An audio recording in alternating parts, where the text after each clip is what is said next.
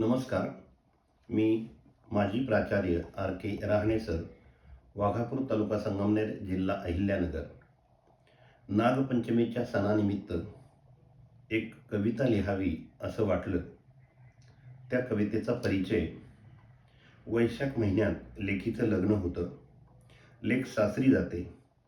लेकीला माहेरी मूळ लावण्यासाठी काहीतरी निमित्त लागते. मात्र अक्षय तृतीयानंतर मराठी सणांची सांगता होते. बरेच दिवस निघून जातात. मराठी सणांच्यापैकी पहिला येणारा सण म्हणजे नागपंचमी. माय आपल्या पतिराजाला लेकीला नागपंचमीच्या सणाला मूळ लावायला सांगते. लेक माहेरी आल्यावर तिचे कसे कोडकौतुक करायचे याचे संपूर्ण वर्णन माझ्या या कवितेतून करण्याचा मी प्रयत्न केलेला आहे. कवितेचं नाव आहे नागपंचमी. नागपंचमीचा सण माय करीते कालवा, धाडा मोराळी लवकर माझ्या ताईला बोलवा.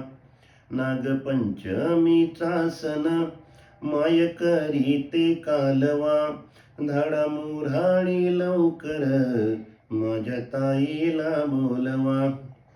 झालं लगीन वैशाखात तशी लेक सासराला, आस भेटीची मनाला तिची मूर्ती पाहण्याला. सणा येते ताई माझी दारी तोरण सजवा, धाडा मोराळी लवकर माझ्या ताईला बोलवा. लग्नानंतर नाही सणा तिला मूळ लावायला, मन आतुर माझ झालं लेक जवळ घ्यायला.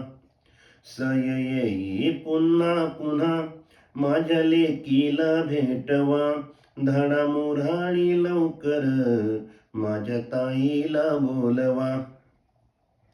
दिस गेले महिने गेले मन कासावीस झाले, लेक आठवताच क्षणी डोळे माझे पाणावले. तिला पाठवून सासरी जपते आठवणींचा ठेवा, धाडा मोराळी लवकर माझ्या ताईला बोलवा. तिला झोक्यात बसवा हौस तिची हो पुरवा, माझ्या बाईला नटवा गाणी झुल्याची सुनवा. हाती पंचारती घेऊन तिला वारुळा पाठवा, धाडा मोराळी लवकर माझ्या ताईला बोलवा. सासरी कितीही सुख ओढ माहेराची न्यारी, कुस आईची ही भारी तिथे आनंद भरजरी.